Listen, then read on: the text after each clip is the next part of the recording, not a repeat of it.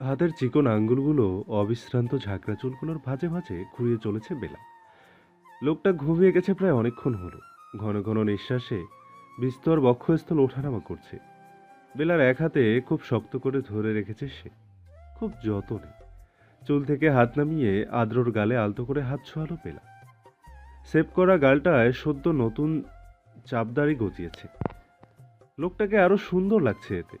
বেশ কিছু পলক এক দৃষ্টিতে চেয়ে থেকে আদ্রর মাথা কোল থেকে নিচে নামিয়ে রাখতে চাইল বেলা। ছাদের দরজা খোলা, সময় গড়াচ্ছে। মা বাবা যদি হুট করে চলে আসেন। কিন্তু তার পূর্বেই হঠাৎ ফোন বেজে ওঠে প্রবল শব্দে। বেলা উসখুস করল, আওয়াজের উৎস খুঁজল। পরে যখন বুঝলো আদ্রর কল এসেছে, উপায়ন্তর হয়ে মৃদু গলায় ডাকলো তাকে। আদ্র, আদ্র শুনছেন? আপনার কল এসেছে। আদ্র। আদ্রর সারা শব্দ নেই, নড়চড়ও করছে না। বেলা আরো বেশ কয়েকবার ডাকতেই বিরক্তিতে চোখ মুখ কুঁচকে ফেলল সে। নেত্রপল্লব বোঝা অবস্থাতেই রোষপূর্ণ গলায় প্রশ্ন করল, কি হয়েছে? ডাকছো কেন? ততক্ষণে নতুন উদ্যমে ফোন আবারও বাজতে শুরু করেছে। বেলা মিনমিন করে বলল, আপনার ফোন বাজছে, অনেকবার কল করেছে। আদ্র বিনা বাক্যে ট্রাউজারের পকেটে হাতড়ে ফোন বের করলো। বেলার হাতে ধরিয়ে দিয়ে অলস কণ্ঠে বলল, ফোন রিসিভ করে কানে ধরো। এসব করতে এখন একদম ভালো লাগে না আমার।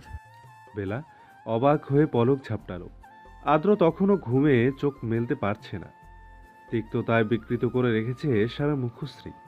কল রিসিভ করে কানে ধরতেই কেমন থমথমে গম্ভীর স্বরে বলল, আদ্র, ইয়ানিত বলছি। ওপাশ থেকে কি যেন বলল।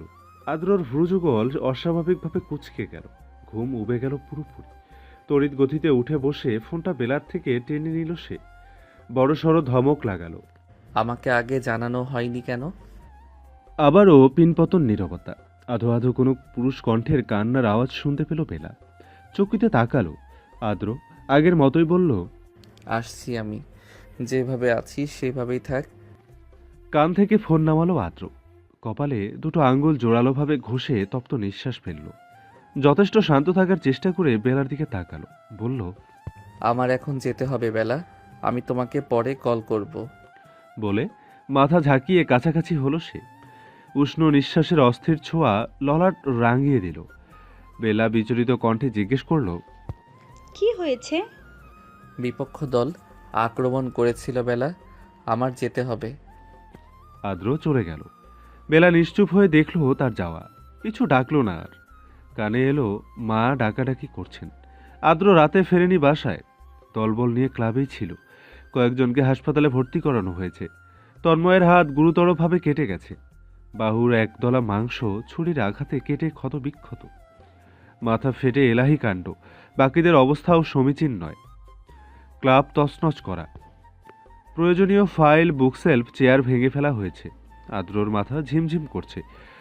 ফুলে টনটন করছে কপালের মোটা রগগুলো। স্পষ্ট দৃশ্যমান হয়ে আছে। মাথার দুধারে হাত চেপে ঘাড় ঝুঁকিয়ে কিছুক্ষণ চোখ বুজে রইল সে। দরজা ঠেলে আকিব এলো তখন। যথেষ্ট নম্র গলায় ডাকল, ভাই। আদ্র শুনল। চোখ তুলে তাকালো অত্যন্ত গম্ভীরভাবে। প্রশ্ন ছুড়ল, পার্টি অফিসে যেতে হবে আমার। কাজ সব হয়েছে। বাসায় যাব আমি। আকিব ইতস্তত করল। ভীতু মনে এদিক ওদিক তাকালো। আস্তে করে বলল, বিরোধী দলের ইখতিয়ার এসেছে আপনার সঙ্গে দেখা করতে। আমি কি পাঠাবো ভাই? আদ্রর চোখ ছোট ছোট হলো। খুবই সূক্ষ্ম, দৃঢ়, তীক্ষ্ণতা প্রবাহমান। ওভাবেই চেয়ারে হেলান দিয়ে বসল সে। বলল, পাঠাও। আকিব মাথা দুলিয়ে চলে গেল। ইখতিয়ার এলো তার একটু পরেই।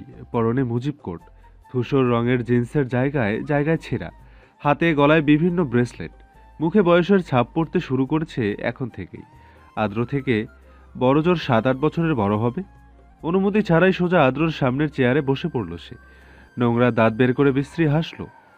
হাত বাড়িয়ে ফ্যাসফেসে গলায় বলল, কেমন আছেন আদর সাহেব?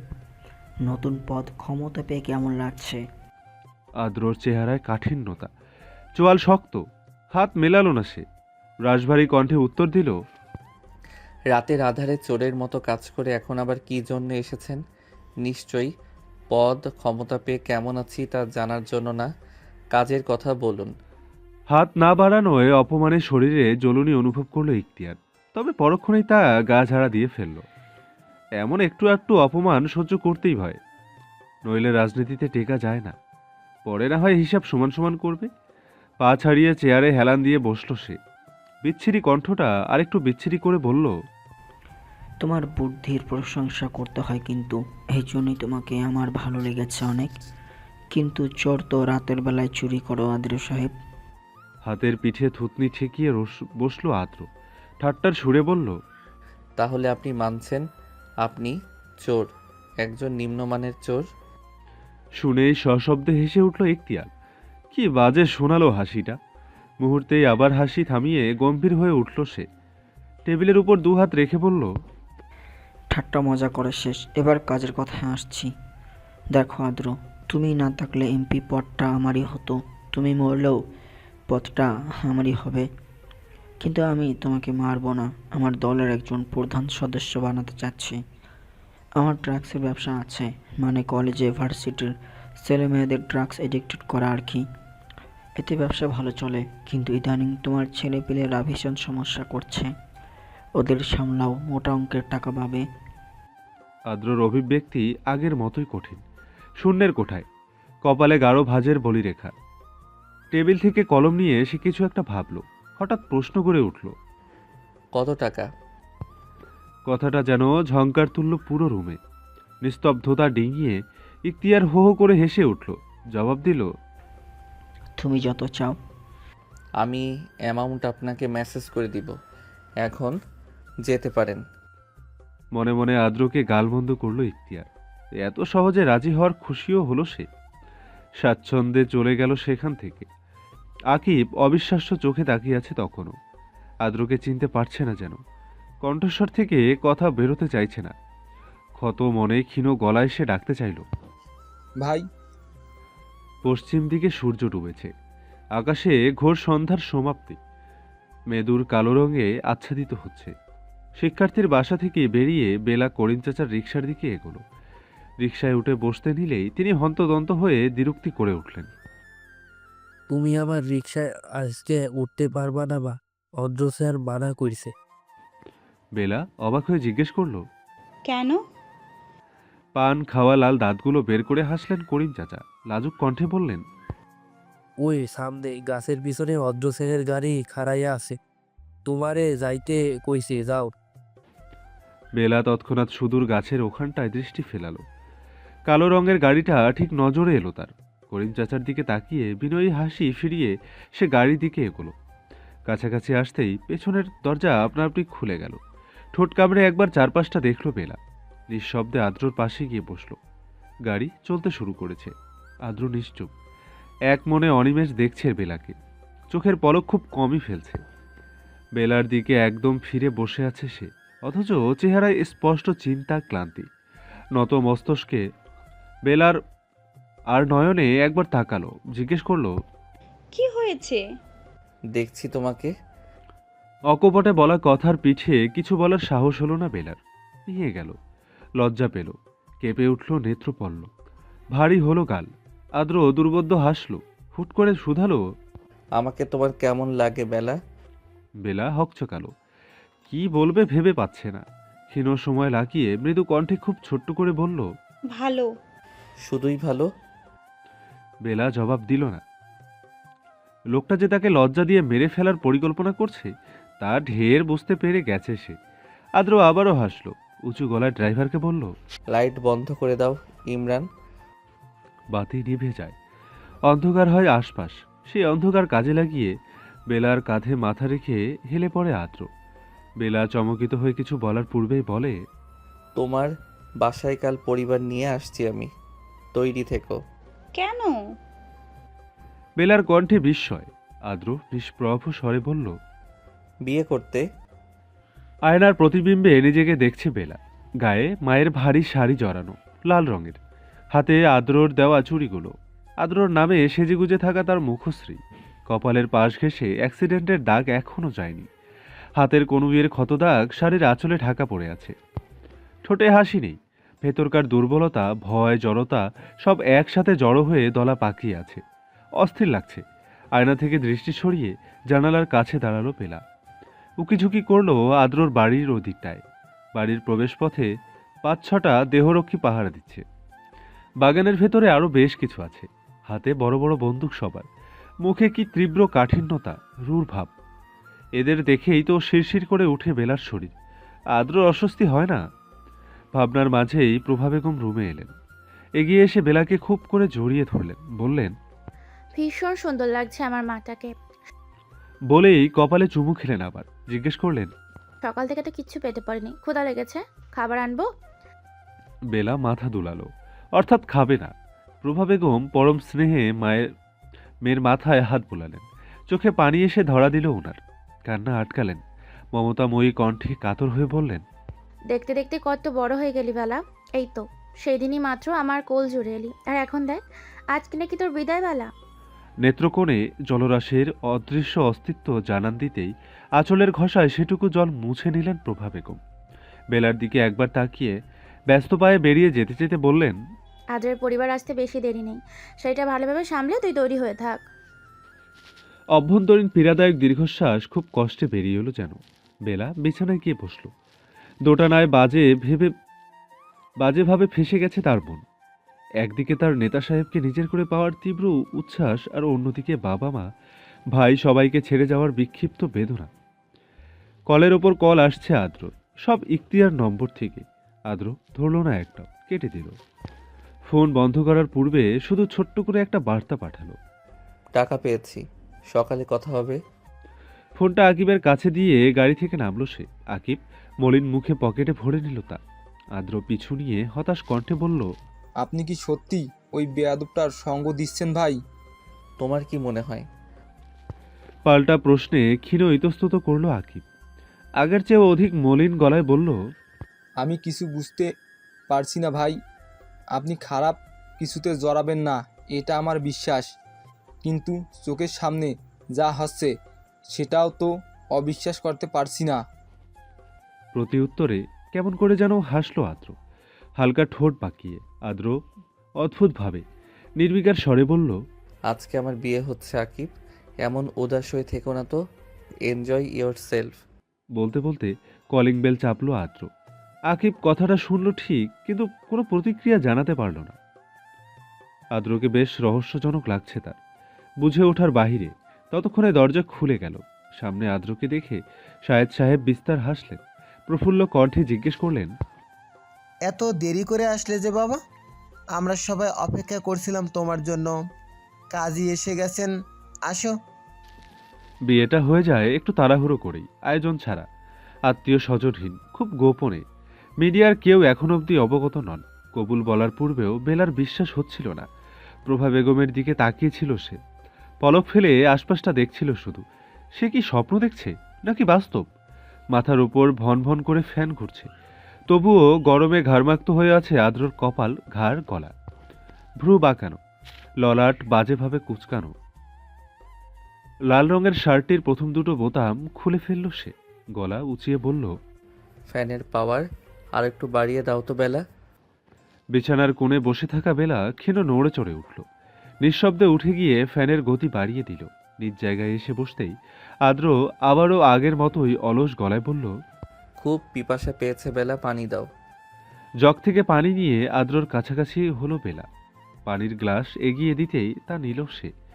এক নিঃশ্বাসে সম্পূর্ণ পানি পান করে খালি গ্লাসটা ছুঁড়ে রাখল বিছানায়। অল্প পানির ছিটায় ভিজল বিছানার চাদর। আদ্র পরোয়া করল না। বেলার হাত টেনে পাশে বসালো, কোলে মাথা রাখল খুব অধৈর্যভাবে। প্রজ্ঞার দৃষ্টি ফেলল বেলার মাত্র ধুয়ে আসা স্বাধীন স্নিগ্ধ মুখপানে। আদ্রর ঠোঁটে হাসি নেই, একটু আগের আলস্য ভাবটাও নিখোঁজ। হাত উঁচিয়ে এলোমেলো চুলগুলো কানের পেছনে গুজে দিল সে। শুধালো, মন খারাপ?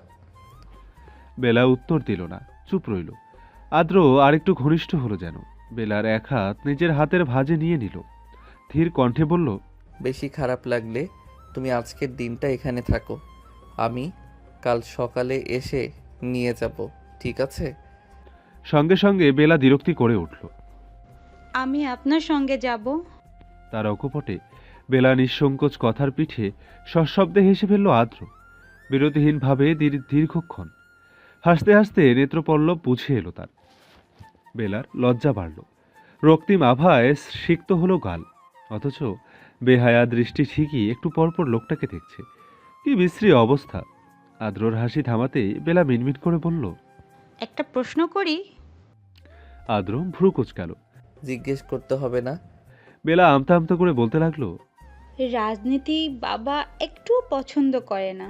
আপনি রাজনীতিবিদ, আপনার সঙ্গে আমার সম্পর্ক বাবা কখনোই মেনে নিত না।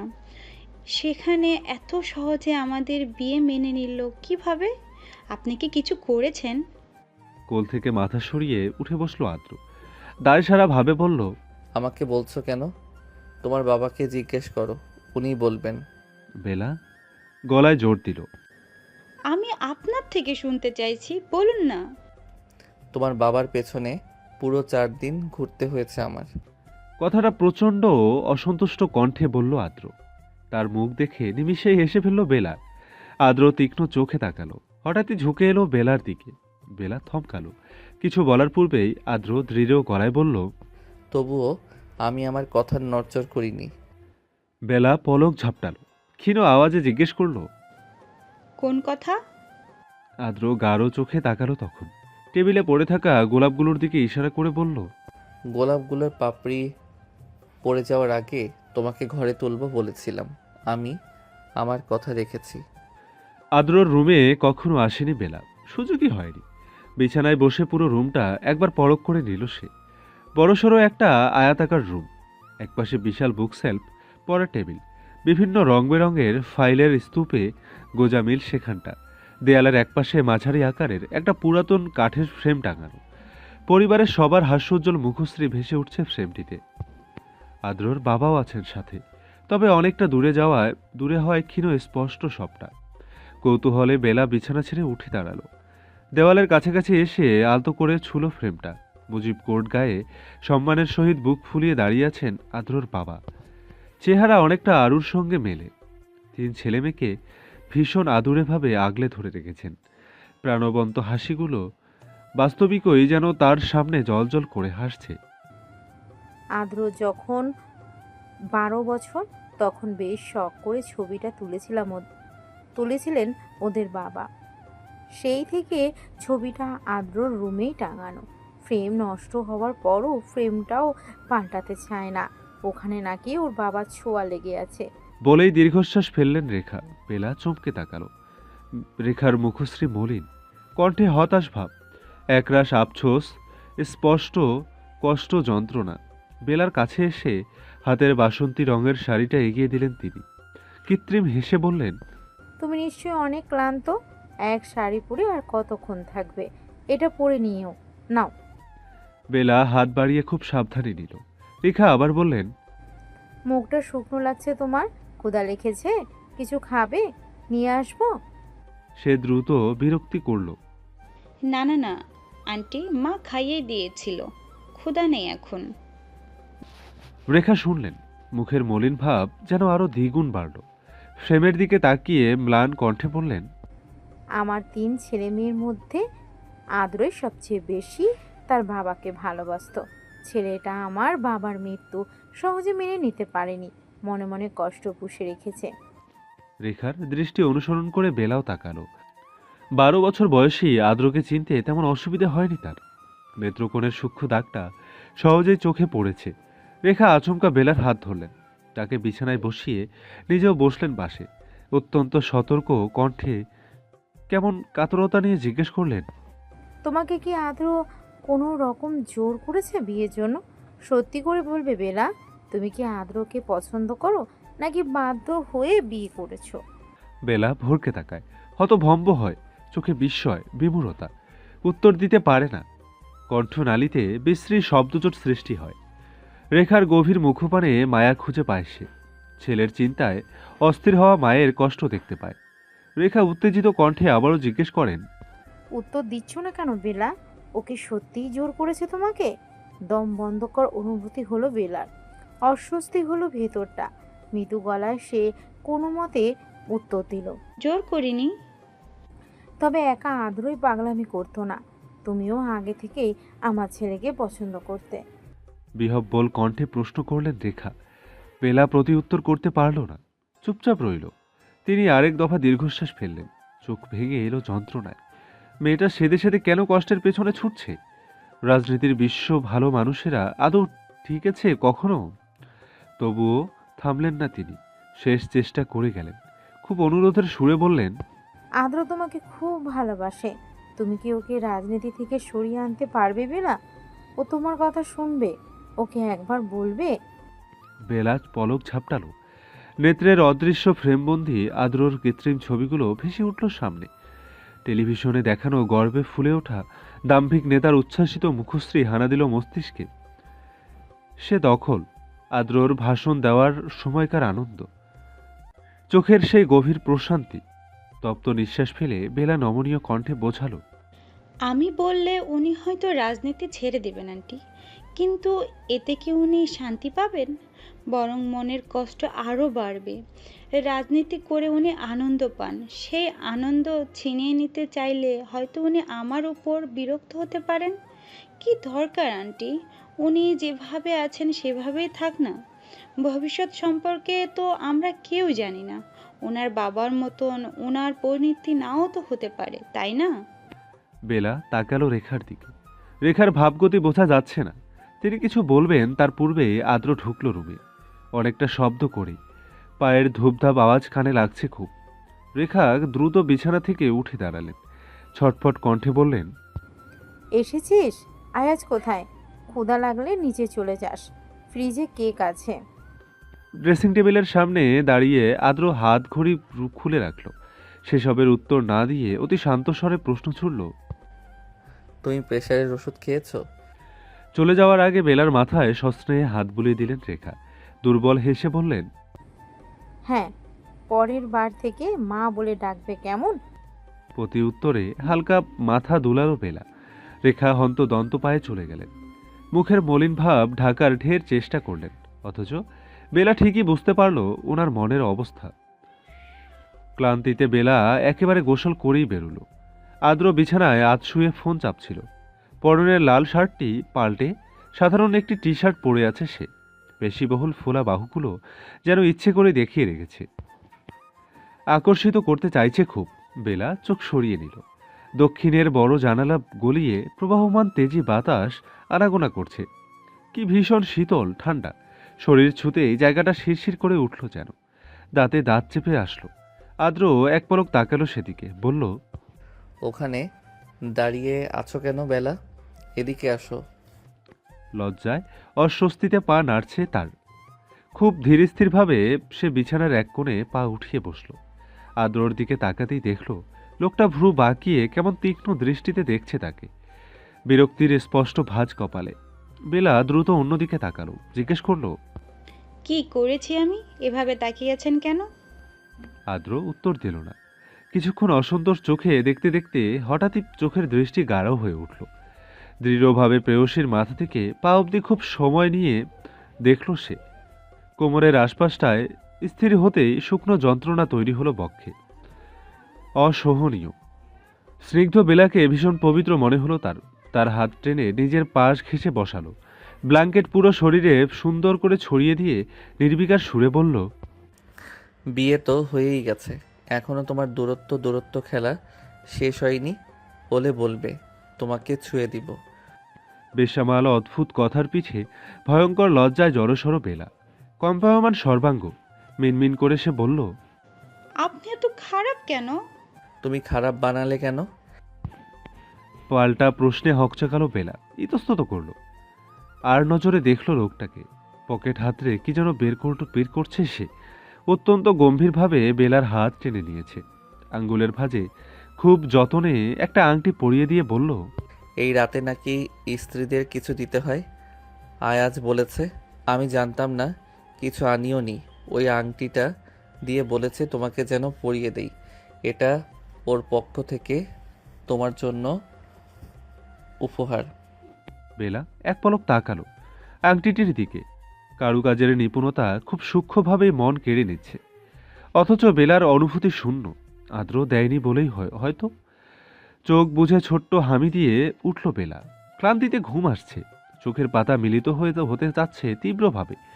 এক হাতে তার বাহু টেনে নিজের বুকের মধ্যেখানে মাথা চেপে ধরল আদ্র। আলতো করে আদুরে ভঙ্গিতে শুধালো, তোমার কি ঘুম আসছে? তাহলে ঘুমিয়ে যাও, আমি মাথায় হাত বুলিয়ে দিচ্ছি।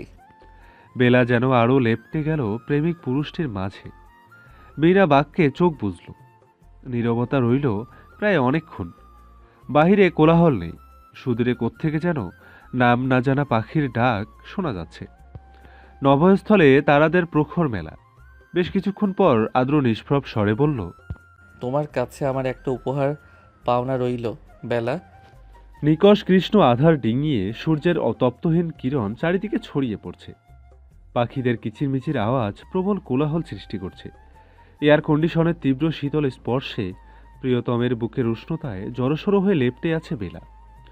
টেলিভিশন চলছে অনেকটা শব্দ বাড়িয়েই। সময় সংবাদে একজন ভদ্র মহিলা খবর পড়ছেন। কুমিল্লায় কাল রাত্রিবেলা ট্যাক্সি চালক গুরুতরভাবে আহত হয়ে পড়েছিলেন মাঝ রাস্তায়। এলাকার কিছু ভদ্রলোকের সাহায্যে এখন আপাতত সিটি হাসপাতালে আইসিইউতে ভর্তি আছেন। ডাক্তাররা বলেছেন বেশি ভিড়বার সম্ভাবনা থাকলেও হাত পা অকেজ হয়ে যেতে পারে তাদের। এছাড়া ট্যাক্সিগুলো বাজেভাবে ভেঙে ফেলা হয়েছে। শুনলেন শিরোনাম, এবার বিস্তারিত। বেলার মুখ ভেঙে গেল, তবে নেত্রপল্লব উন্মুক্ত হলো না। চোখ মুখ কুঁচকে গেল তীব্র আলোর ছটায়। আদ্রর বক্ষস্থলে নিবিড়ভাবে মুখ লুকাতেই বিস্তর হাসল সে। লহু কণ্ঠে ডাকল, বেলা উঠবে না? 9টা বেজে গেছে কিন্তু। বেলা ক্ষীণ নড়চড়ে মাথা চাড়ালো। উঠবে না সে। তন্দ্রা ঘোর এখনো চোখের পাতায় দৃঢ়ভাবে এঁটে রয়েছে। বিছানা ছেড়ে উঠবার জোরে আদ্র আরও একবার ডাকল। সারা শব্দ না পেয়ে পরক্ষণে চুপ হয়ে গেল সে। টিভির ভলিউম একটু কমিয়ে দিল। সেকেন্ড গড়ালো, এরপর মিনিট। তন্দ্রা ভাবটা যেন হঠাৎই গা ঝাড়া দিয়ে উঠল বেলার। চোখ মেলল সে। নিজের অবস্থান আদ্রর অতি নিকটে আবিষ্কার করতেই চমকিত হলো। ভরকালো প্রচণ্ড লজ্জায়। আদ্রর কোমরে থাকা তার দৃঢ় হাতের বাঁধন ঢিলে হয়ে আসলো। সরে যেতে চাইলেই পুরুষালী শক্ত হাতটি গিয়ে ঠেকল পিঠের একদম মধ্যিখানে। টেনে এনে বুকের মাঝে আবারও মাথা চেপে ধরল। খুব সাবধানী গলায় সতর্ক করল, খবরদার উঠবে না, এভাবেই থাকো, আমার সঙ্গে খবর দেখবে। বেলা আমতা আমতার কণ্ঠস্বর, খবর দেখে আমি কি করব? তোমাকে লেডি রাজনীতিবিদ বানাবো আমি। তাই দেশের খুঁটিনাটি খবরাখবর রাখতে হলে তোমাকে খবর দেখতে হবে। একটু পর বাহিরে বের হব, তখন রাজনৈতিক বইও নিয়ে আসবো কিছু। তুমি না বই পড়তে পছন্দ করো? বেলা পলক ঝাপটালো, সরে আসতে চাইল। আদ্র এবারও অনড়ভাবে ধরে রইল তাকে। চোখ মুখ কুঁচকে অসম্ভব বিকৃত করে প্রবল প্রতিবাদ জানালো বেলা। ছাড়ুন আমাকে, এসব বই পড়বো না, আমি খবরও দেখব না। আপনার রাজনীতি নিয়ে আপনিই থাকুন। প্রতি উত্তরে নিঃশ্বাস হেসে দিল আদ্র, বিরতিহীন, নিয়ন্ত্রণহীন ভাবে। হাসতে হাসতে সে প্রশ্ন ছুড়ল, রাজনীতি পছন্দ না তোমার? একদম না। এই রাজনীতিবিদকেও পছন্দ না? প্রশ্ন শুনে একটু থতমত খেয়ে গেল বেলা। নজর তুলে তাকালো। আদ্র শক্ত দৃষ্টিতে তাকিয়ে আছে নির্মলভাবে। বেলা বুঝে উঠতে পারল না লোকটা কি রাগ করলো এভাবে বেলা বলা উচিত হয়নি বোধহয়। নত হয়ে সে আদ্রর শার্টের এক কোণা খুব আলতো করে ধরল, না ধরার সমান। স্নিগ্ধ গলায় মিনমিন করে বলল, পছন্দ। আদ্রর তুখর দৃষ্টি তখন ভীষণ গভীর। আলাদা মাদকতার পরশ ছুঁয়ে স্পষ্ট, ঘোর লাগা, অন্যরকম।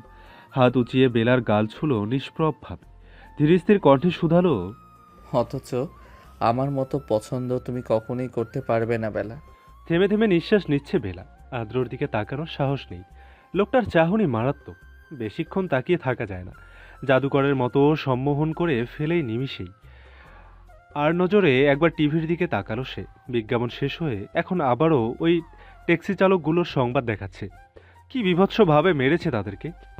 চেহারা চেনার উপায় নেই, ব্যান্ডেজে আবৃত পুরো মুখশ্রী। ক্লাবের দরজা জানালা বন্ধ।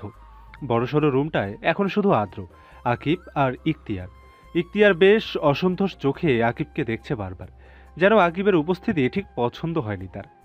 ইশারা ইঙ্গিতে বারবার চলে যেতে বলছে তাকে।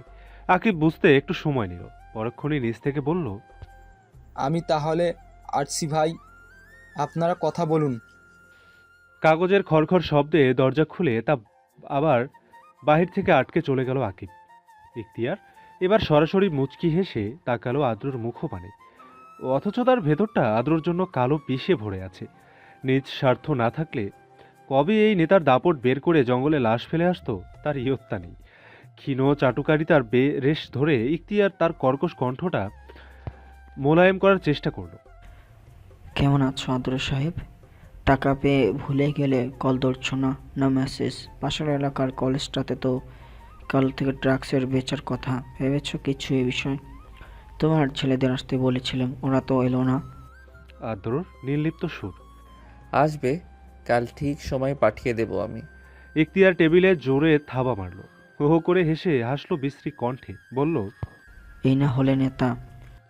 ইখতিয়ার থামল, চারিদিকে তার কটু দৃষ্টি ফেলে দেখল সবটা, ধীর গলায় বলল, তা কাল রাতে আমার ছেলেদের মারলে কেন? মারলে তো মারলে, একেবারে মেরে ফেললে না কেন? এমনিতে ওরা আমার কোনো কাজে লাগবে না, উটকো ঝামেলা কতগুলো। বলতে বলতে উৎসুক চোখে তাকালো সে। আদ্র সময় নিল, টেবিল থেকে কফির মগ নিয়ে একটু একটু করে চুমুক দিল, কপালে ভাঁজ ফেলে সূক্ষ্ম গলায় বলল, স্বার্থ ছাড়া আমি কিছু করি না মিস্টার ইখতিয়ার, নয়তো মেরেই ফেলতাম। ভ্রু কুচকে তাকালো ইখতিয়ার, জিজ্ঞেস করলো, ওদেরকে মারার পেছনে তোমার কি স্বার্থ থাকতে পারে? কৌশলে স্বার্থের ব্যাপারটা এড়িয়ে গেল আদ্র। ইখতিয়ার খেয়াল করল না, বিস্ময়ে বাক রুদ্ধ সে, চোখে অত্যাধিক বড় বড় থুতনি ঝুলিয়ে বিমূর কণ্ঠে সে বলল, তুমি জানতে চাও? আদ্র হাসল, দুর্বোধ্য হাসি। উত্তর দিল না আদ্র। এলো সন্ধ্যার দিকটায়। রুমে এসে বেলাকে দেখতে না পেয়ে বিরক্ত হলো সে, তৎক্ষণাৎ জোরে জোরে ডাকতে লাগলো তাকে। বেলা তখন রেখার রুমে ছিল।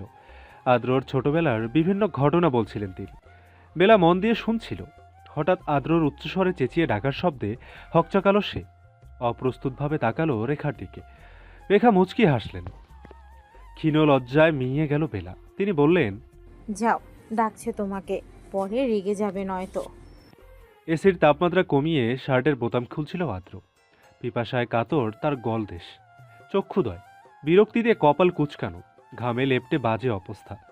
তপ্ত নিঃশ্বাস ফেলে আদ্র আবারও ডেকে উঠল বেলাকে। পর মুহূর্তেই দেখল ইতস্তত পায়ে রুমের ভেতর ঢুকছে বেলা।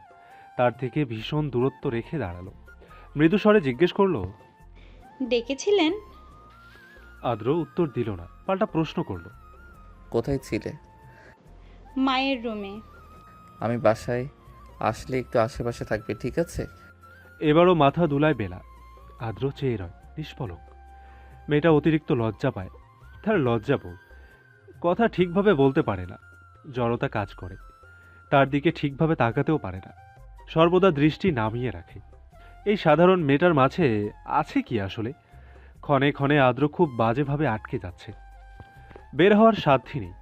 একবার তাকালে চোখ ফেরাতে ইচ্ছে করে না, শক্ত করে নিজের সঙ্গে জড়িয়ে রাখতে ইচ্ছে করে সর্বক্ষণ। আদ্র সুদীর্ঘ নিঃশ্বাস ফেলল, বলল, গোসল করতে চাচ্ছি, এসে যেন তোমাকে রুমে পাই। বেলা ছোট্ট করে উত্তর দিল। আচ্ছা। বলে উঠে যেতে চাইল সে। আদ্র যেতে দিল না, হাত ধরল জড়ালো ভাবে। কিছুক্ষণ আগের মতো চেয়ে থেকে গাঢ় কণ্ঠে জিজ্ঞেস করল, তোমার কি আমাকে ভালোবাসতে ইচ্ছে করে না বেলা? বেলা কি বলবে ভেবে পায় না, হাসফাস করে। একরাশ কেশে সিক্ত হয় গৌর বর্ণের কাল দুটি। খুব করে বলতে চায়, করবে না কেন? অবশ্যই করবে। কিন্তু অকপটে সে বরাবরের মতোই নিশ্চুপ। আদ্র হাত ছেড়ে দেয়, উঠে দাঁড়ায়, বাথরুমে যেতে যেতে একরোখা কণ্ঠে বলে, সমস্যা নেই, আমি শিখিয়ে দিব। আদ্র গোসল সেরে বের হয়েছে মাত্র। এক হাতে চুল মুছতে মুছতে পুরো রুমে একবার চোখ বুলালো সে। ভ্রু কুঞ্চিত হলো, তিক্ত হলো মন, মস্তিষ্ক মেজাজ। চুলের ডগা থেকে জলরাশির সূক্ষ্ম রেখা কপাল ঘেঁষে গড়াতেই তো তোয়ালে দিয়ে মুছে ফেলল সে। তপ্ত নিঃশ্বাস ফেলল এক রাশ হতাশা নিয়ে। বেলা রুমে নেই, চলে গেছে হয়তো। মেয়েটা একটা কথাও শোনে না তার। থেকে যেতে বলার পরও অবাধ্যতা করে চলে গেছে সুরসুর করে। বিছানার একপাশে গিয়ে বসলো আদ্র, কণ্ঠে ক্রোধের তীক্ষ্ণ অস্তিত্ব নিয়ে উচ্চ স্বরে ডাকল, বেলা। বেলা বারান্দায় ছিল, বিস্তর নভস্থলে দাগযুক্ত চাঁদের সৌন্দর্য উপভোগ করছিল। আজকে চাঁদটা বেশ বড় করে উঠেছে, জ্যোৎস্নায় ভরে গেছে আশপাশের কালো আধারি জায়গাগুলো। দৈবাত আদ্রর রাশভারী কণ্ঠের ডাক শুনে থমকালো সে, পিছু ফিরে তাকালো। আদ্র এক মনে মাথা মুছতে মুছতে ঘাড় কাত করে রুমের দরজার দিকে তাকিয়ে আছে, মুখশ্রী অসম্ভব বিকৃত, অসন্তোষ ভাব। বেলা সময় নিল না, দ্রুত পায়ে রুমের ভেতর ঢুকলো। চোখ বড় বড় করে উৎসুক কণ্ঠে জিজ্ঞেস করলো, কি হয়েছে, এভাবে ডাকছেন কেন?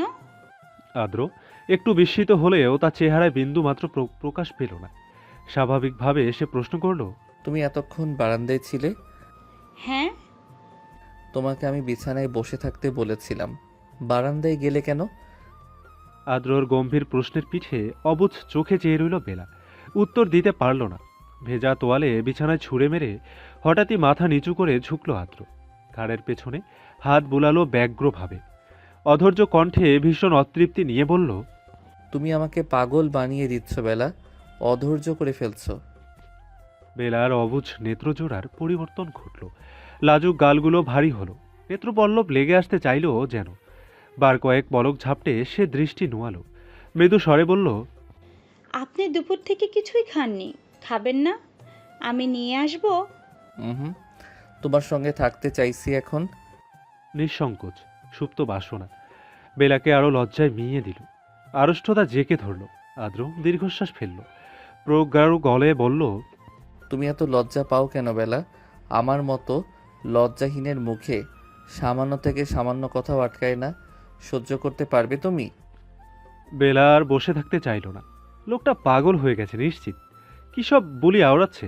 ইতস্তত পায়ে বিছানা থেকে তোয়ালে নিয়ে আবারও বারান্দায় চলে গেল সে। কঠোর চেয়ারটাতে বিছিয়ে দিল সুন্দর করে। আদ্রর বারান্দায় তার মতো রশি বা তার ঝুলানো নেই, একদম পরিষ্কার, তবে ফাঁকা পুরোটা। বেলা মনে মনে ভাবল বারান্দাটা সে ফুল গাছে ভরিয়ে দেবে। ভাবনার অকুল পাথারেই আদ্রর শক্ত শীতল পুরুষালী হাতটি আচমকা কোমর জড়িয়ে ধরল তার। হাতজোড়া শাড়ির উপরে থাকা সত্ত্বেও তীব্র ঠান্ডার স্বতঃস্ফূর্ত আভাসে শিহরিত হলো সর্বাঙ্গ। বেলা চমকিত হলো, খুব ভরকালো, ভয় পেল। ছোট্ট পিঠটা গিয়ে ঠেকল প্রশস্ত বুকে। অস্থির নয়নে বাগানের দিকটায় চোখ ঘোরালো সে। দেহরক্ষীগুলো সব ওখানে পাহাড় দিচ্ছে বাড়িটা। চারিদিকে ওদের বিচক্ষণ দৃষ্টি অনবরত ঘুরছে, স্থির হচ্ছে না। আতঙ্কিত হয়ে হালকা চেঁচালো বেলা, কি করছেন, ছাড়ুন, আপনার হাত অনেক ঠান্ডা। আদ্র শুনল না যেন, হাতও সরালো না। হাসফাস করে বেলা অনুরোধের সুরে বলল, নিচে গার্ডসরা আছে, আমাদের এভাবে দেখলে কি ভাববে, ছাড়ুন না। উপরে তাকাবে না ওরা? বেলার সন্দিহান কণ্ঠ। যদি তাকায়? প্রতি উত্তরে আদ্র কিছুই বলল না। নিজ গতিতে নিজের সঙ্গে মিশিয়ে নিল বেলাকে। আদুরে ভাবে কাঁধে থুতনি ঠেকালো। আকাশের ওই বিশাল চাঁদটির দিকে একবার চেয়ে বেলার দিকে তাকালো আবার। আনমনে বলল, তোমার এই জনপ্রিয় চাঁদটা থেকে আমার আকাশের অপরিচিত চাঁদটাই বেশি সুন্দর বেলা। হাসপাতালের কক্ষগুলোয় ফিনাইলের কড়া গন্ধে টেকা যাচ্ছে না। রুমালটা নাকে চেপে আকিব বেশ চোখমুখ কুঁচকে আছে, বিরক্ত সে। কেবিনে লম্বালম্বিভাবে আহত ট্যাক্সি চালকগুলোকে আলাদা আলাদা বিছানায় শুয়ে রাখা হয়েছে। নিষ্ঠুর খারাপ মানুষগুলোকে দেখে ঘৃণা ছাড়ার কিছুই আসছে না আকিবের। মূলত এজন্যই সে ভীষণ বিরক্ত। নাক কুঁচকে প্রচণ্ড রোষপূর্ণ গলায় আদ্রকে জিজ্ঞেস করলো, আমরা এখানে কেন এসেছি ভাই? চলুন চলে যাই, এসব অমানুষদের সাথে কথা বলাও পাপ। আদ্র কিছুই বলে না, নিশ্চুপভাবে দেখছে ট্যাক্সি চালকগুলোকে। ব্যথায় যখন তারা কাতরাচ্ছে তখন অভ্যন্তরের সিক্ত আনন্দ দোলা দিয়ে উঠছে বারবার।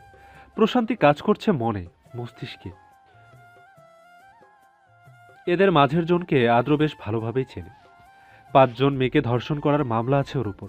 শুধু উপযুক্ত প্রমাণের অভাবে স্বাধীনভাবে ঘুরছে এই মানুষরূপী হায়নাগুলো। আদ্র থমথমে গলায় আকিবকে বলল, তোমাকে কিছু রেকর্ডিং পাঠিয়েছিলাম আমি, বের করো। আকিব দেরি করল না। এক হাতে নাক চেপে অন্য হাত দিয়ে পকেট থেকে ফোন বের করলো। রেকর্ডিংয়ের ফাইলটি বের করে বলল, বের করছি ভাই। প্রথমটা চালু করো। আকিব চালু করলো। সঙ্গে সঙ্গে চলতে শুরু করলো রেকর্ডারটি, যেখানে স্পষ্ট ইখতিয়ারের কণ্ঠ ভেসে উঠছে। সে বলছে, কাগজের কাগজের বলে হো হো করে হাসতে লাগলো সে। কর্কশ কণ্ঠের হাসিতে ভয়ে তটস্থ হলো সবার মুখ। চোখের দৃষ্টি ভীতু। হঠাৎই শরীর গরম হতে শুরু করেছে যেন। কপাল ঘামছে, গলা শুকিয়ে পিপাসা পাচ্ছে প্রচণ্ড। মাঝখানে পাতলা কৃষ্ণ বর্ণের লোকটি অনেকটা তেতলিয়ে বলল। আদ্র ঠোঁট বাঁকিয়ে হাসল, অদৃশ্য হাসি। কণ্ঠস্বরে গাম্ভীর্য বজায় রেখে বলল, বেশি কিছু না, ইখতিয়ারের বিরুদ্ধে আদালতে সাক্ষী দিতে হবে। লোকগুলো একে অপরের মুখপানে একে একে চাইল। পরক্ষণেই একসাথে হৈ হৈ করে উঠল। আদ্র কেবিন থেকে বেরিয়ে পড়ল। এতক্ষণ স্তব্ধ হয়ে দাঁড়িয়ে থাকা আকিবও এলো পিছু পিছু। ধীর স্থিরভাবে অপরাধীর ন্যায় বলল। আদ্র শুনল। হাঁটতে হাঁটতে পাল্টা প্রশ্ন করল, মাস্ক পরো মুখে, রুমাল চেপে আছো কেন? লজ্জিত হেসে উত্তর দিল আকিব। সময় গড়াচ্ছে। সকাল পেরিয়ে পৃথিবীর আকাশে দুপুর নেমে এসেছে। মেঘের প্রবল ঝগড়া করে একে অপর থেকে মুখ ফিরিয়ে নিয়েছে দীর্ঘক্ষণ আগে। শুভ্রতা হারিয়ে কালো রূপ ধারণ করছে মেদুরগুলো। তাদের রেশারেশির তীব্রতা বেড়ে গেল হুট করেই। কালো বিস্তর নভস্থলে সূর্যের দেখা মিললই না আর। বৃষ্টি শুরু হলো, মুষলধারে বৃষ্টি। বেলার বিকুলতা বড্ড বেড়ে গেল। আদ্র দুপুরে খেতে আসবে বলেছিল, এখনো আসছে না কেন? ঘড়িতে কাটায় কাটায় 3:01। অশান্ত মনে এসে বিছানায় গিয়ে বসল। এ বাড়িতে কেউ কাজ করতে দেয় না তাকে। টুকটাক রেখা আর ওর সঙ্গে কথা বলেই কেটে যায় কিছুটা সময়। এভাবে হাত গুটিয়ে বসে থাকতে বেলার ভালো লাগে না। আদ্রকে মনে পড়ে, ভীষণভাবে মনে পড়ে। রাস্তা থেকে গাড়ির হর্নের শব্দ এখান অবধি শোনা যাচ্ছে। বেলার সম্বিত ফিরল। বসে থাকতে থাকতে প্রায় ঘুমিয়ে গিয়েছিল সে। তড়িৎ গতিতে উঠে দাঁড়িয়ে বারান্দায় চলে গেল। বাহিরে উকি দিতেই দেখতে পেল আদ্রর কালো গাড়িটা। বেলা কাল বিলম্ব করল না, ব্যস্ত পায়ে দ্রুত ছুটে গেল নিচে। কলিং বেল বাজার পূর্বেই দরজা খুলে দিল। আদ্র মাত্রই কলিং বেলে চাপতেই যাচ্ছিল, হঠাৎ দরজা খুলে যাওয়ায় অবাক হলো। প্রিয়তমার স্নিগ্ধ মুখশ্রী দেখে চোখে ভাসতেই ক্লান্তি উবে গেল যেন। সতেজ হয়ে উঠল ভিতরটা।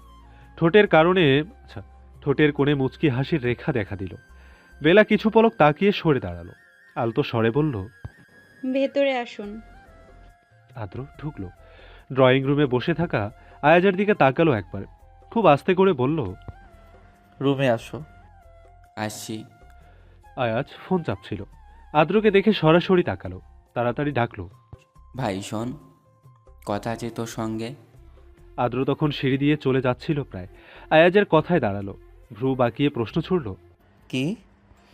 ব্যবসায় ইদানিং সমস্যা করছে এক লোক।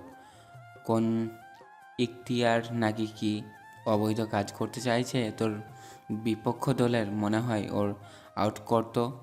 আদ্রর ছোট্ট উত্তর, পারবো না। সঙ্গে সঙ্গে উদ্ভট কণ্ঠে প্রতিবাদ জানালো আয়াজ। কেন কেন পারবে না? তোকে কি বাগডা রাজনীতিতে ঢোকার জন্য সাপোর্ট করেছিলাম আমি? সময় এসেছে, আমি আমার সাপোর্টের মূল্য চাই। পরে দেখা যাবে।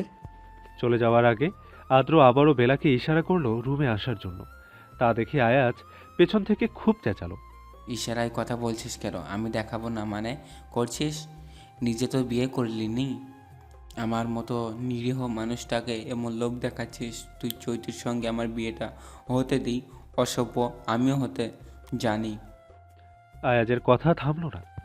লাজুক বেলা কোনো মতে চলে এলো সেখান থেকে। রুমে পা রাখতেই আদ্রকে ক্ষীণ ভেজা শরীরে দাঁড়িয়ে থাকতে দেখে উৎকণ্ঠা হয়ে উঠল মুহূর্তেই। এগিয়ে এসে তাগাদা দিয়ে বলল, আপনি এখনো ভেজা শরীরে দাঁড়িয়ে আছেন কেন? ফ্রেশ হয়ে আসুন, যান। আদ্র গেল না। ঠায় দাঁড়িয়ে পকেট হাতড়ে কি যেন বের করলো। পরক্ষণেই অনেকটা কাছে টেনে নিল বেলাকে, গলায় কিছু একটা পরিয়ে দিল। বেলা তাকালো, পাথরের গলার চেন জলজল করছে, চোখ ধাঁধানো সুন্দর। বেলা মৃদু হাসল। হাত বাড়িয়ে চেনটা ছোঁয়ার আগেই তাকে নিজের বক্ষের মধ্যিখানে টেনে আনলো আদ্র। কানের পেছনে এলোমেলো চুলগুলো গুজে দিল খুব যতনে। জিজ্ঞেস করলো, আমার জন্য অপেক্ষা করছিলে? বেলা মাথা দুলালো আস্তে আস্তে। সে অপেক্ষা করছিল। আদ্র বিস্তর হাসল। আরেকটু ঘনিষ্ঠ হলো, নিবিড় হলো সবটা, প্রগ্রারও হলো স্পর্শ। বেলা মিনমিন কণ্ঠে বলল, আপনার ঠান্ডা লেগে যাবে, শার্ট পরে আসুন, শার্ট বের করে দেব আমি। কণ্ঠে একরাশ বিরক্তি।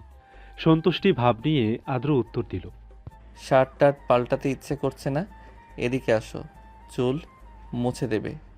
এসির তাপমাত্রা অতিরিক্ত কমিয়ে কিবোর্ডের ইংরেজি অক্ষরগুলোয় অতি দক্ষতার সঙ্গে আঙ্গুল চালাচ্ছে আদ্র। ব্ল্যাঙ্কেট গায়ে পাশেই জড়সড় হয়ে শুয়ে আছে বেলা। বলিষ্ঠ দেহের পেশিবহুল বাহুর সঙ্গে প্রগাঢ়ভাবে লেপ্টে আছে, ভীষণ আদুরতা নিয়ে। ঘড়িতে 12টা বেজে 20 মিনিট তখন। তন্দ্রা যেন খুব তাড়াতাড়ি চলে এসেছে আজ। আষ্টে পৃষ্ঠে নেত্রপল্লবে এটে আছে, চোখ মেলে তাকা দায় হয়ে দাঁড়াচ্ছে। অথচ আদ্রর কাজ শেষ হতেই চাচ্ছে না। চোখ বুঝে আবারও হামি দিয়ে উঠল বেলা। পিটপিট করে একবার জানালা গলিয়ে বাহিরে তাকালো। ঘন কালো আধার ছাড়া আর কিছুই দেখা যাচ্ছে না। ক্ষীণ বিরক্তিতে লহু ভাঁজ পড়ল কপালের মাঝ বরাবর। হালকা কণ্ঠে জিজ্ঞেস করল, আপনার কাজ কখন শেষ হবে? ঘুমাবেন না? ব্যস্ত আদ্র এক পলক ঘাড় ঘুরিয়ে তাকালো, মুচকি হাসল। ঝুঁকে গিয়ে অধরের উষ্ণ গাঢ় স্পর্শ দৃঢ়ভাবে এঁকে দিল ললাটের এক পাশে।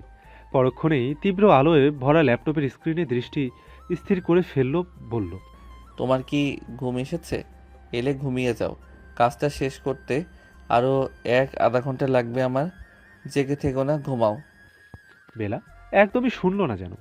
কিছুক্ষণ চুপচাপ আদ্রর কাজ করা দেখল। কাজ করার সময়ও লোকটা ভ্রু কুঁচকে রেখেছে, চোয়াল শক্ত, চোখে তীক্ষ্ণ ভাব। একটু আগের নমনীয়তার ছিটে ফোটাও নেই।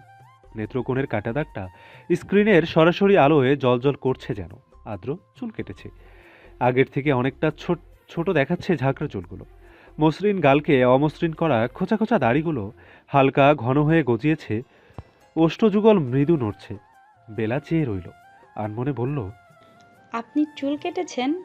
ভালো লাগছিল না, বেশি বড় হয়ে গিয়েছিল। এখন পারফেক্ট আছে। একদমই না, বরং তখন বেশি ভালো লাগতো। আদ্র বাঁকা চোখে তাকালো, ঠোঁটে দীপ্ত হাসি রেখে শুধালো, এখন ভালো লাগে না? আমতা আমতা করল বেলা। উত্তর দিতে পারল না। দৃষ্টি এলোমেলো হলো, অস্থির হলো বক্ষস্থল। নিজের উপর খুব রাগ হলো তার। সে এত লজ্জা পায় কেন? এই যে লোকটার সঙ্গে চোখে চোখ রেখে কথা বলতে পারছে না, তার আগে অসভ্য গাল দুটো গরম হয়ে উঠছে, প্রচণ্ড ভারী লাগছে। উফ, এ কেমন অসহ্য যন্ত্রণা।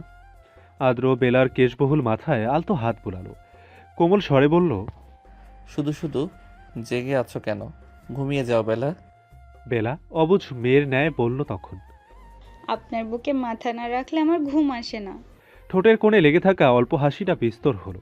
ল্যাপটপটা ছোট্ট টি টেবিলে নিঃশব্দে রাখল সে। বিছানায় শুয়ে বেলাকে নিজের বুকে চেপে ধরল, অদৃশ্য ক্ষমতা বোধ নিয়ে, দুর্বল চিত্তে। কানের পেছনে গোছানো চুলগুলো আবারও গুজে দিয়ে নরম সুরে আওড়ালো, এবার ঘুমাও, চোখ বন্ধ করো। বেলা চোখ বুঝল না, চোখের পাতা ঝাপটালো 2-3 বার। বেশি করে তাকিয়ে অবাক স্বরে প্রশ্ন করল, আপনার কাজ শেষ হয়ে গেছে? না, পরে করব। বেলা খানিকক্ষণ নিশ্চুপ রইল, কি যেন ভাবল মনে মনে। মুহূর্তে উত্তেজিত হয়ে বলল, বিয়ের পর না মেয়েদের বাবার বাড়িতে যেতে হয়? আমি কালকে যাই। কথাটা খুব একটা ভালো লাগলো না আদ্রর। চেহারায় অসন্তোষ ভাব ফুটে উঠল খুব স্পষ্টভাবে। রসপূর্ণ গলায় ভীষণ বিরক্তি নিয়ে সে প্রশ্ন ছুড়ল, কেন যাবা? বিয়ের পর সবাই যায়। তুমি যাবা না? বেলা ভ্রু কুঞ্চিত হলো, হতবিহ্বল হয়ে প্রফুল্লহীন কণ্ঠে বলল, এভাবে বলছেন কেন? বাবার বাড়ি তো পাশেই, গেলে কি হয়? আর একটু কুচকালো তার সুদর্শন গৌরবর্ণ মুখশ্রী। দিশেহারা চোখজোড়া গম্ভীর হলো, থমথমে হলো কণ্ঠ। পাশে হলে যেতে হবে কেন? বারান্দায় দাঁড়িয়ে কথা বলো। দরকার হলে বাবা মাকে এখানে নিয়ে আসো। ওখানে যাওয়ার কি দরকার? হতবুদ্ধি বেলা কি বলবে ভেবে পেল না। নেত্রজোড়ায় একরাশ বিস্ময় সৃষ্টি হলো। জিজ্ঞাসু অভিব্যক্তিতে তাকিয়ে রইল সে। আদ্র তপ্ত নিঃশ্বাস ফেলল। বেলার স্নিগ্ধ মুখপানে তাকিয়ে কোনরূপ জোর করতে পারল না। ভীষণ অনিচ্ছা নিয়ে হার মানল। কতক্ষণের জন্য যেতে চাও? এখনো ঠিক করিনি। আমি আসার আগে চলে আসবে, কেমন? চিন্তিত বেকুল কণ্ঠের অসীম পাগলামোর পিঠে বেলা আলতো মাথা দোলালো মাত্র। অতি সন্তর্পণে মুখ লুকালো বিস্তর বুকে। মোলায়েম স্বরে আদ্র আবারও বলল, আমি চুলে হাত বুলিয়ে দিচ্ছি বেলা। জেগে থেকো না, ঘুমাও। ঘড়ির কাঁটা টিকটিক করে ঘুরে গেল। সময়ের গভীরতা বাড়ল। বেলা ঘুমিয়ে গেছে। দৃঢ় নিঃশ্বাসের ছোঁয়া বুকে উত্তাল উষ্ণ উন্মাদনা তৈরি করছে। আদ্র তাকিয়ে তাকিয়ে দেখল তার প্রিয় বেলাকে, দীর্ঘক্ষণ অনিমেষ এক মনে। নিজেকে বড্ড অসহায় মনে হলো তার। মোহিত হলো তৃষ্ণার কাতর চক্ষুদয়। গলা শুকালো। আলিঙ্গন আরেকটু ঘনিষ্ঠ করতে গিয়েও আবার থেমে গেল। সে অনেকগুলো কাজ এখনো বাকি আছে। কিছু ডকুমেন্ট রেডি করা হয়নি, খুব সাবধানে বুক থেকে মাথা সরিয়ে বেলাকে বালিশের ওপর শুইয়ে দিল আদ্র। ল্যাপটপের কিবোর্ডে আবারও গুতগুতি শুরু করলো। গোলাগুলির আওয়াজে ভয়ে ততস্থ হয়ে আছে জনগণ। নিস্তব্ধ পরিবেশে বৃষ্টিহীনই বাজ পড়ছে যেন। প্রচণ্ড শব্দ কানে আঘাত করছে। পাখিদের হাহাকারে ভরা ছোটাছুটি এক গাছ থেকে অন্য গাছে যাওয়া অবধি সীমিত। যে যেভাবে পারছে কলেজ ছেড়ে ছুটে পালাচ্ছে। আশপাশ ঘেঁষছে না একদমই। গাড়ি থেকে বের হতে হতে প্যান্টের পেছন থেকে সিলভার রঙের ভারী বন্দুকটি হাতে নিল আদ্র। দ্রুত পায়ে কলেজের ভেতর ঢুকতে ঢুকতে উচ্চস্বরে চেঁচিয়ে উঠল। কলেজের পেছন দিক দিয়ে সবার বের হওয়ার ব্যবস্থা করো আকিব। তন্ময়কে বলো ছেলেদের নিয়ে ওখানে যেতে। দাঁড়িয়ে থেকো না, দ্রুত যাও। দন্ত পায়ে আকিব তন্ময়ের কাছে দৌড় লাগালো। পুলিশরা আগে এসে গেছেন। ড্রাগস সহ ইখতিয়ারকে হাতে নাতে ধরলেও হঠাৎ গোলাগুলির কারণে আহত হয়ে মাটিতে পড়েছিলেন প্রায় ৩-৪ জন। আদ্র বন্দুক তাক করল ক্যাম্পাসের দিকটায়। অভ্যস্ত হাতে ট্রিগার চাপতেই সূক্ষ্ম সোনালি রঙের গুলিটি বেরিয়ে গেল। কাল বিলম্ব না করে প্রচণ্ড তীব্র গতিতে এলাকার বখাটে ছেলেটির ডান হাতের মধ্যিখানে গিয়ে বিঁধল। হাত থেকে ধারালো দা পড়ে গেল তার। অসহনীয় যন্ত্রণায় অন্য হাত দিয়ে বাহু চেপে কুকিয়ে উঠল। নিচে ধপ করে শুয়ে পড়ল। বিশুদ্ধ মাটি দূষিত রক্তে নোংরা হলো মুহূর্তেই। আকিব চলে এসেছে। গাছের পেছনে লুকিয়ে থাকা ইখতিয়ারকে দেখতে পেয়ে সঙ্গে সঙ্গে গুলি ছুড়ল সে। নিমিষেই কানের পাশ গলিয়ে চলে গেল তার। কানের লতি টনটন করে উঠল। ভয়ে এক মুহূর্তের জন্য জড়সড় হয়ে গেলেও পরক্ষণেই লাফিয়ে গাছের আড়াল থেকে বেরিয়ে এলো ইখতিয়ার। সুযোগটা কাজে লাগিয়ে তাকে দুজন পুলিশ অফিসার ধরে ফেললেন। হাঁটু গেড়ে বসিয়ে বন্দুক ছিনিয়ে নিলেন। আচমকা সব ঘটায় কিছুই করতে পারল না সে। প্রবল ক্রোধে চেঁচিয়ে উঠল শুধু। ধমকাধমকি করতে লাগলো ছেড়ে দেওয়ার জন্য। এরপর সবটা শান্ত। বিপক্ষ দলের অন্য ছেলেদের ধরে ফেলা হয়েছে ততক্ষণে। কিছু সংখ্যক পালিয়েও গেছে। ফাঁকা মাঠটাতে এক এক করে সাজিয়ে রাখা হয়েছে ড্রাগসের বিশাল বিশাল কার্টুন। সুদূরে সাংবাদিকরা ভিড় জমাচ্ছে, তাদের ঢুকতে দেওয়া হচ্ছে না। হাতে হ্যান্ডকাপ পরিয়ে ইখতিয়ারকে আদ্রর সামনে আনতেই রেগে ফোঁসফোঁস করতে লাগলো সে। বিশ্রী মুখটা আরো বিশ্রীভাবে কুঁচকে ফেলল। প্রথমে মন্দ কণ্ঠে গালিগালাজ করলো কিছুক্ষণ। গগন বিহারী চিৎকার দিয়ে উঠল।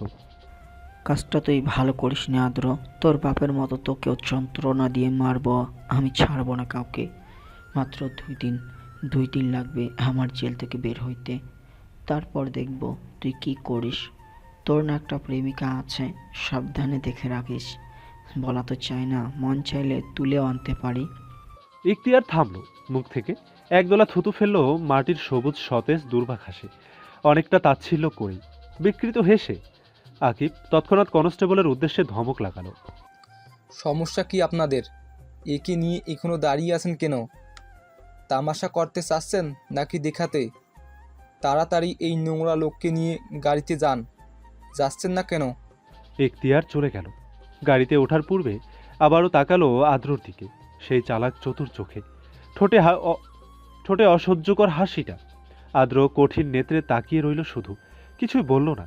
আকিব একটু অবাকই হলো এতে। দৃষ্টি তুলে তাকালো, দেখল আদ্র চোয়াল শক্ত করে দাঁড়িয়ে আছে। চোখের সাদা শিরা উপশিরাগুলো আস্তে আস্তে রক্তিম রং ধারণ করেছে। গাম্ভীর্যের মাত্রা বেড়ে ভয়ানক রাগের পূর্বাভাস পাচ্ছে সে। কপালের রগ ফুলে বেরিয়ে এসেছে। আকিব ভয়ে ভয়ে জিজ্ঞেস করলো, ভাবিকে এত কিছু বলল ওই জানোয়ারটা? আপনার বাবাকেও বলছে। ওকে কি এভাবে ছেড়ে দিবেন ভাই? আদ্র উত্তর দিল না, দৃষ্টিও সরালো না শূন্য মাঠ হতে। আকিব বাবারও কিছু বলবে তার পূর্বেই ফোন বেজে উঠল তার স্ক্রিনে। ভাবি নামটা ভাসছে। আকিব দেরি করল না, ফোন এগিয়ে ছটপট বলল, ভাবি ফোন দিয়েছে ভাই। আদ্র তাকালো ফোনটির দিকে, নিল। রিসিভ করে কানে রাখতেই ওপাশ থেকে অস্থির বেলার কণ্ঠস্বর শোনা গেল। হ্যালো আকিব ভাইয়া, কোথায় আপনারা? ওনাকে ফোন দিচ্ছি আমি, ধরছে না। উনি কি ঠিক আছেন? ওনাকে একটু দিন না, আমি কথা বলবো। আদ্র শুনল শুধু, প্রতি উত্তর করল না। ওপাশে থাকা বেলা জবাব না পেয়ে আরও অস্থির হয়ে উঠল। অজানা ভয়ে বুক কাঁপল। জোর গলায় আবারও বলল সে, হ্যালো, কথা বলছেন না কেন? উনি কি আপনার পাশে আছেন? ঠিক আছেন তো? হ্যালো। চোখ ভিজে এলো, কণ্ঠে ভূমিকম্প সৃষ্টি হয়ে ভেঙে আসলো যেন। কান্নারত হয়ে উঠল। এ পর্যায়ে গম্ভীর গলায় উত্তর দিল আদ্র, আমি ঠিক আছি বেলা, কাঁদবে না, একটুখানি অপেক্ষা করো, আসছি। বেলার কান্না থামল না, দীর্ঘ অভিমানে ডুকরে উঠল। তপ্ত শ্বাস ফেলে আদ্র ঢিমে যাওয়া কণ্ঠকে শক্ত করে বলল, কাঁদতে মানা করেছি বেলা, আমার ভালো লাগছে না তো।